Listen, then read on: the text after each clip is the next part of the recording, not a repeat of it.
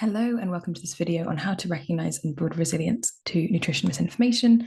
My name is Sophie Corbett. I'm an eating disorder dietitian and founder of Mental Health Dietitians, which is a clinic that provides consultations and educational workshops. Working in eating disorders, I see the real life impact and dangers of nutrition misinformation, as well as seeing these problems in clinic. I see them reflected in real life, in my social life, with friends and family members, bringing me these nutrition tips that they have heard online that in some cases can be quite harmful. Nutrition is a very popular topic today, and dieting is a very lucrative industry. With so much information on social media, it can be hard to know what is true. I'm going to talk to you about how we can recognize and tackle this misinformation problem, and I hope this video will be helpful for individuals as well as for professionals helping their clients navigate this world. First of all, it's important to start with a definition. What is nutrition misinformation?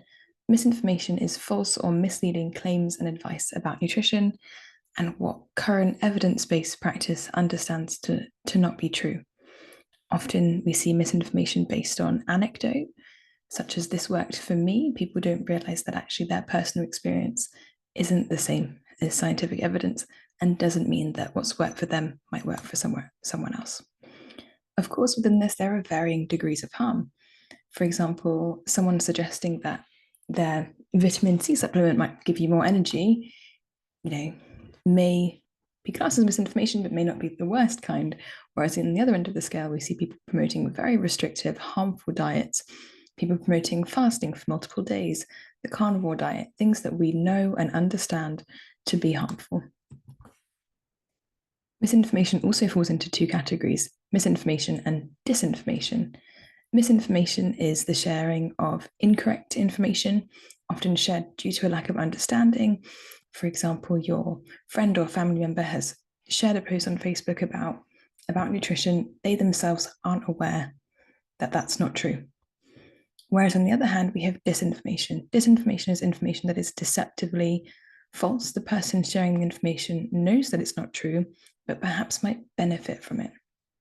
This is a unfortunately common and callous tactic used in the current attention economy, where people will share extreme behaviors and diets because they know it will give them likes, it'll give them engagement online, and perhaps sales of their products.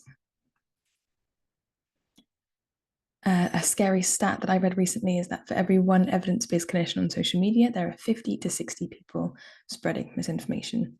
The rise of misinformation forces dietitians and other registered health professionals to become myth busters.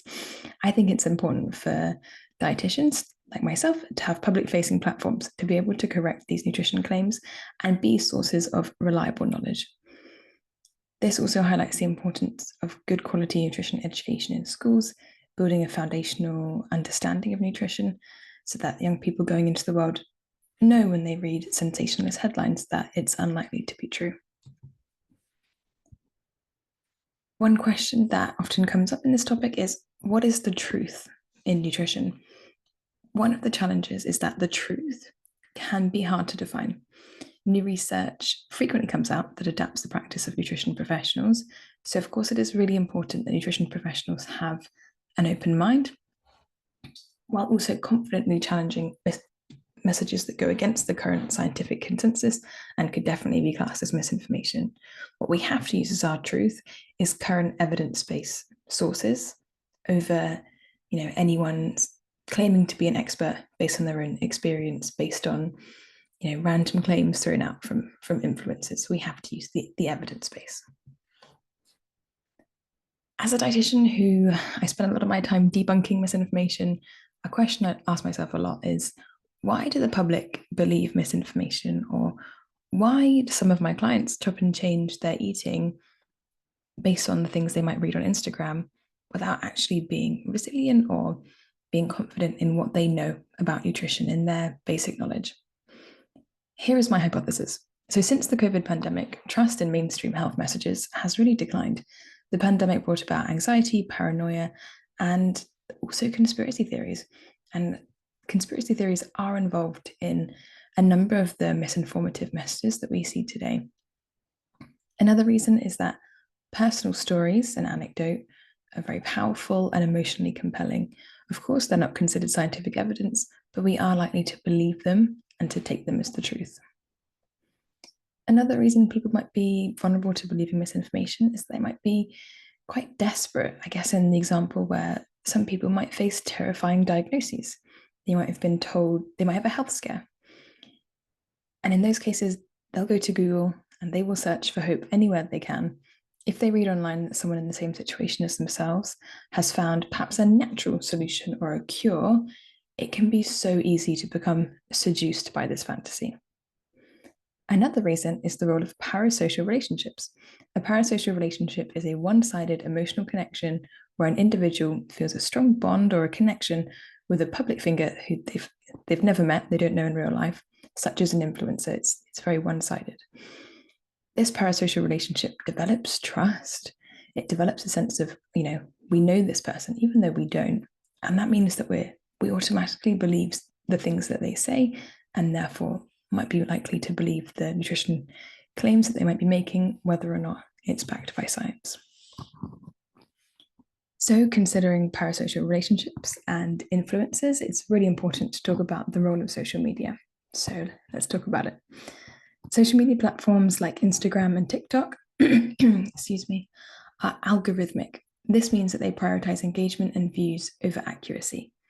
Many influencers have built full-time careers with a very good income based on wellness and nutrition claims, regardless of any qualifications. Algorithms can reinforce existing biases and send users down rabbit holes of misinformation. Influencers are often trusted more than health professionals due to perhaps their relatability, this parasocial relationship that people can develop, and also the influence of personal storytelling. There's little to no fact-checking or accountability for misleading claims. In fact, this year there's been a purposeful reduction in the amount of fact-checking done at Meta own Instagram and Facebook. To show some statistics of the scale of the problem, almost half of us are using social media as our primary source of nutrition and health information. 20% of people claim to trust influencers more than they trust health professionals, which terrifies me.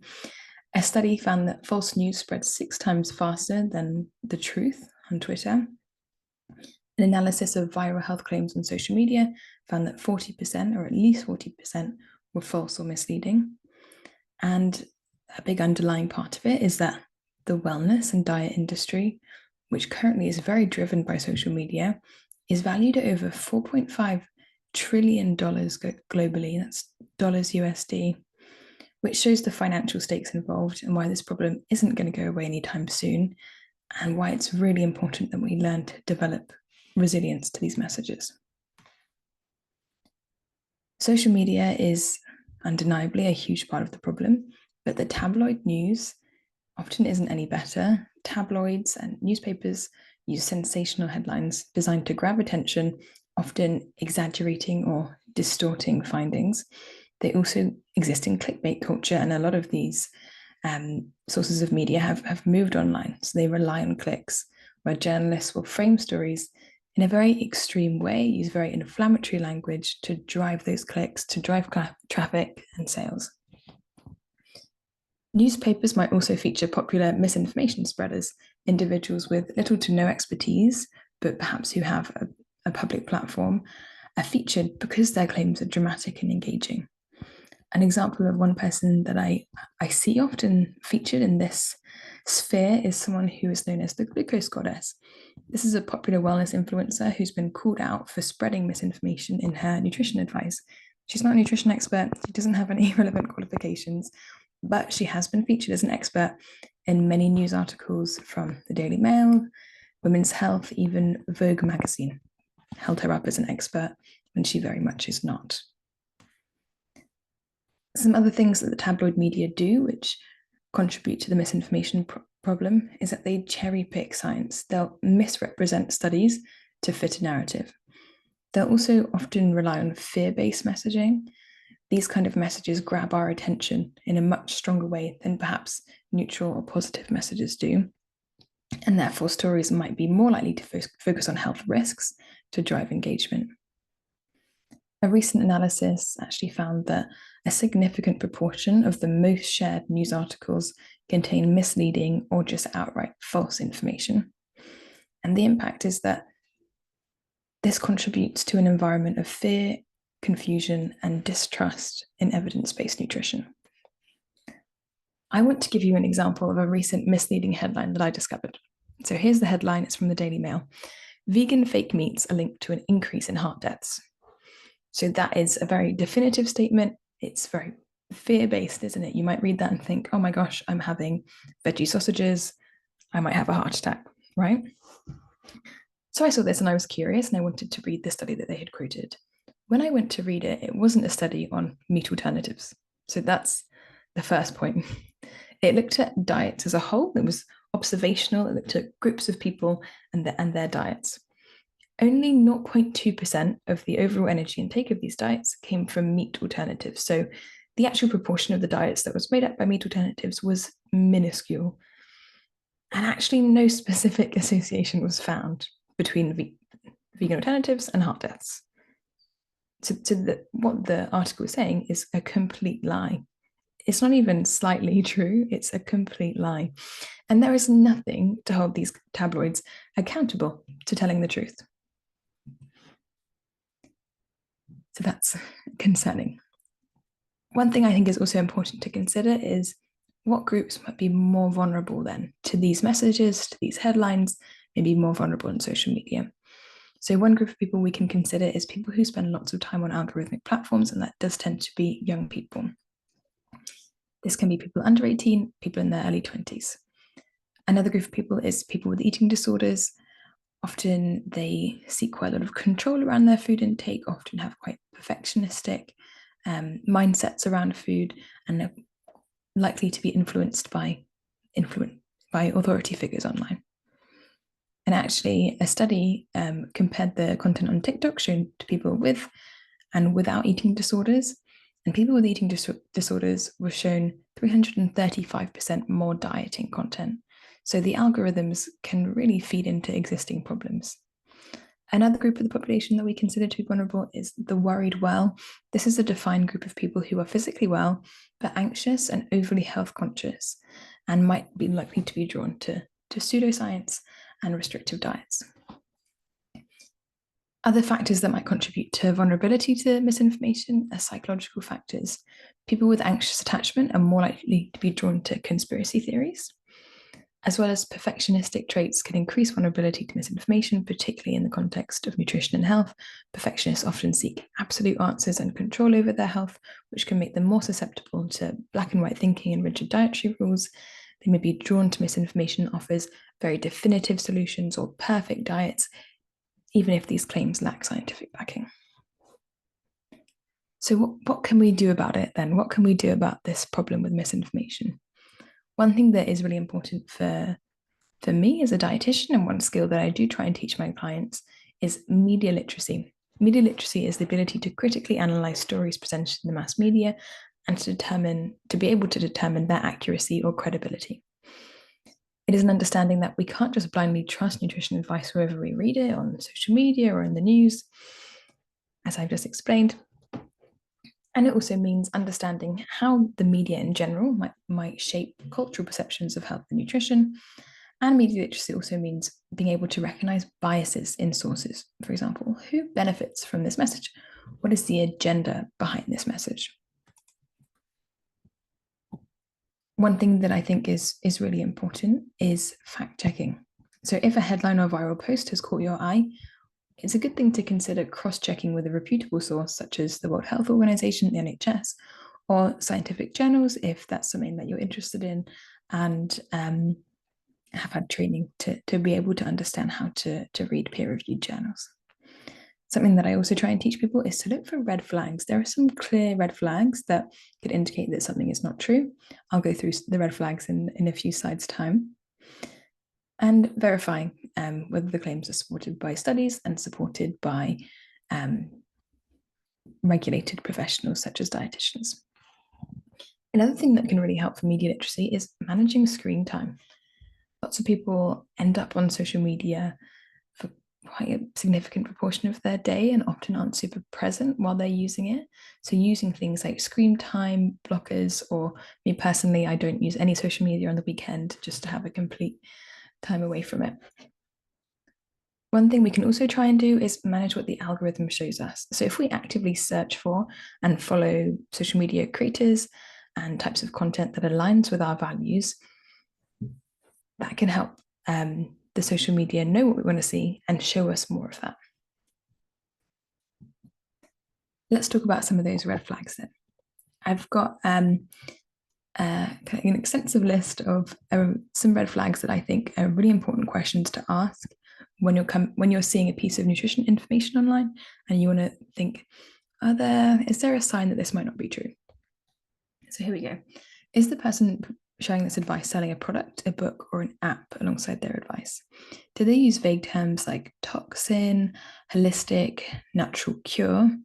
Do they dismiss like conventional and evidence-based nutrition and evidence entirely? Do they claim to have cures for conditions that actually current medicine doesn't have, such as autoimmune diseases, such as like type 1 diabetes, for example? I've seen that online. Do they promote extreme diets or unnecessary food restriction without justification? Do they demonize entire food groups or claim a single food is the cause of all health problems? Do they push expensive supplements or detox programs with no solid scientific backing? Do they cherry pick studies or perhaps misrepresent research to fit their narrative? Do they rely on anecdotal evidence? It worked for me instead of actual clinical trials and peer reviewed research? Do they present themselves as having maybe secrets or hidden knowledge that doctors and dietitians wouldn't tell you?